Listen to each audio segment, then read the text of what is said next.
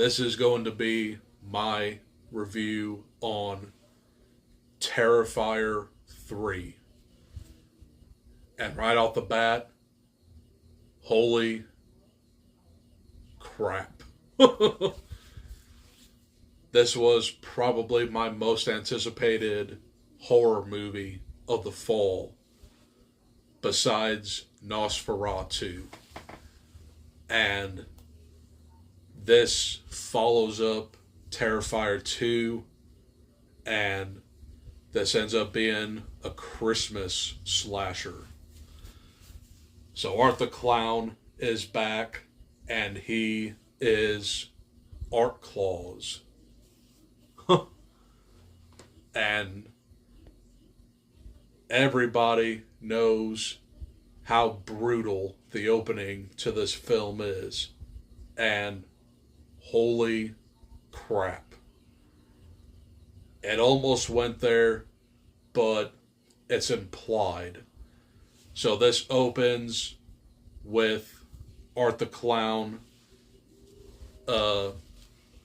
ransacking this family's house, and the little girl starts hearing footsteps on the roof, and she thinks that it's Santa Claus.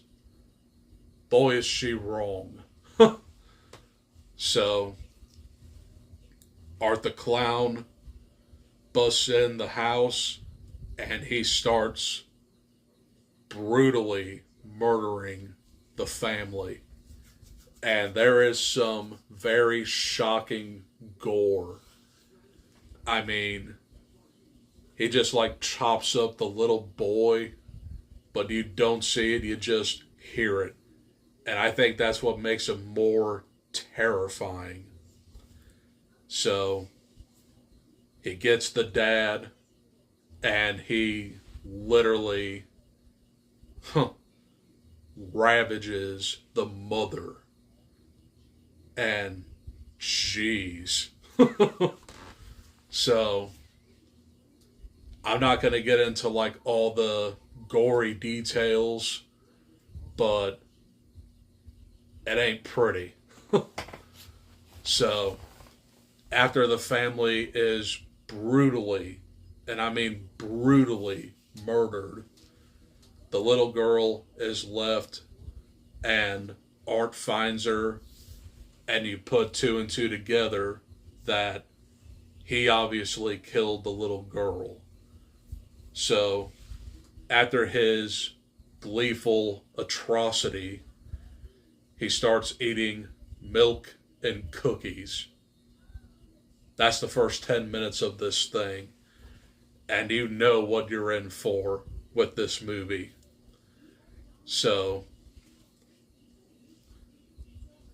the next scene takes place 5 years prior, with Art the Clown's head being born from Victoria, which is his ally, and they ravage Chris Jericho.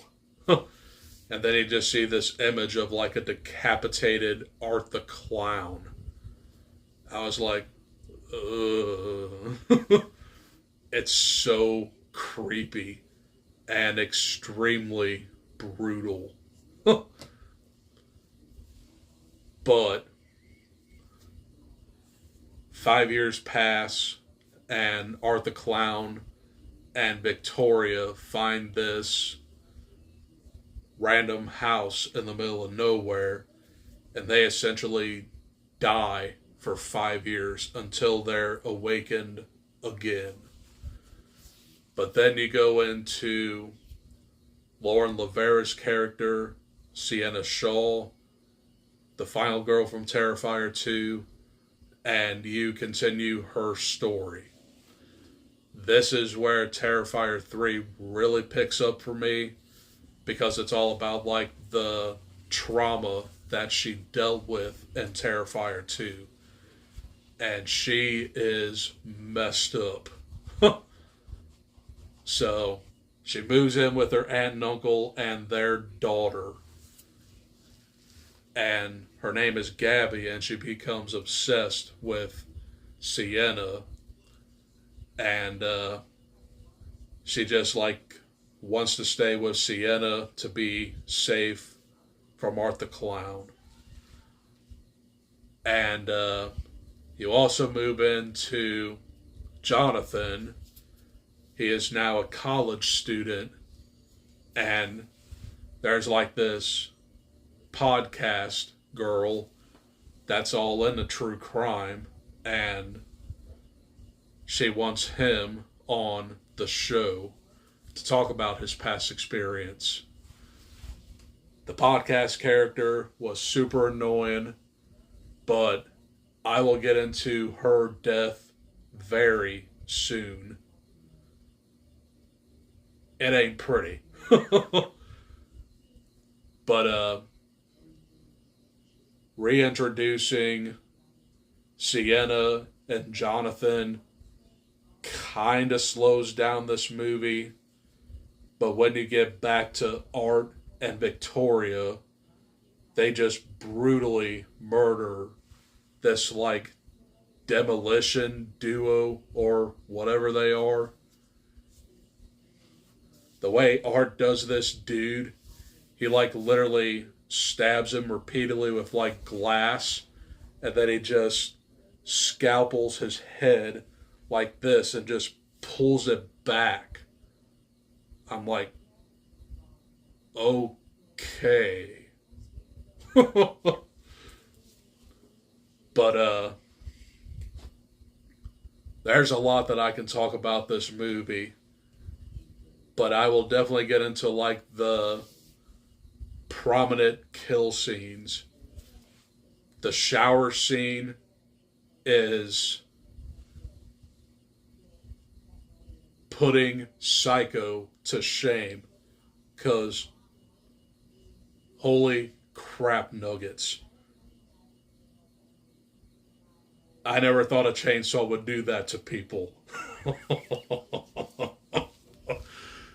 It's gnarly as all hell. I mean, yikes. This scene almost overshadowed the bedroom scene, and it's honestly my favorite kill in this movie. It is brutal. But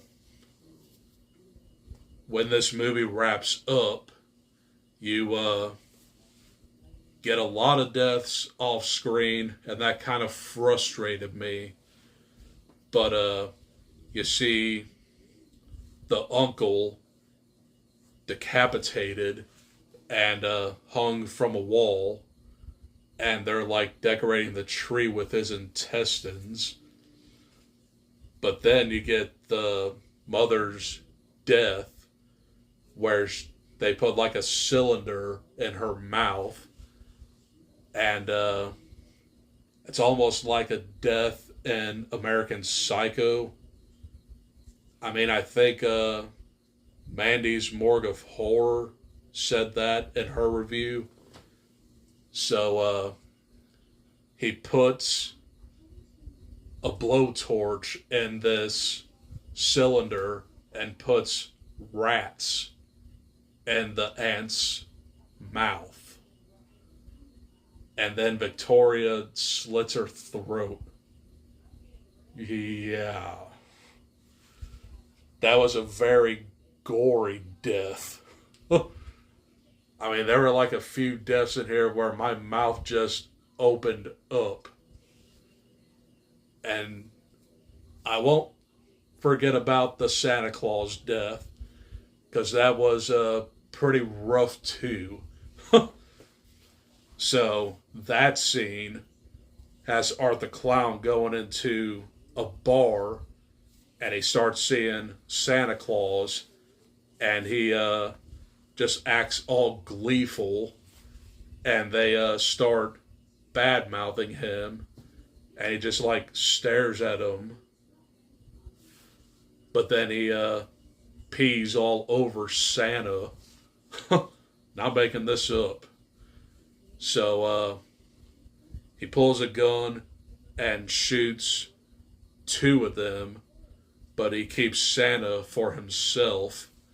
And then he uses like a makeshift liquid nitrogen fire extinguisher and just ravages Santa's legs and hands. And then he just freezes him and takes his beard. Yikes.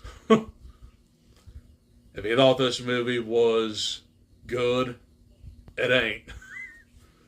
And I mean that in a awesome way. This movie is very mean-spirited.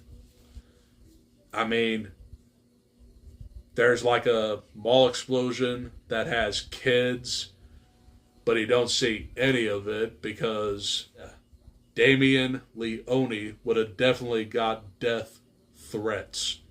That was hard to say. But I do enjoy this one, but I do think Terrifier 2 has a slight edge. The kills in here were more visceral and more gruesome, but nothing tops the bedroom scene in Terrifier 2. You're like thinking, jeez. But the shower scene came very close in this one. But this is easily one of my favorite horror movies of the year. And it hasn't been the best year for horror. But this is easily in my top 5 favorite horror movies. Guys, I'm just going to outright say it. I'm going to give Terrifier 3 an A.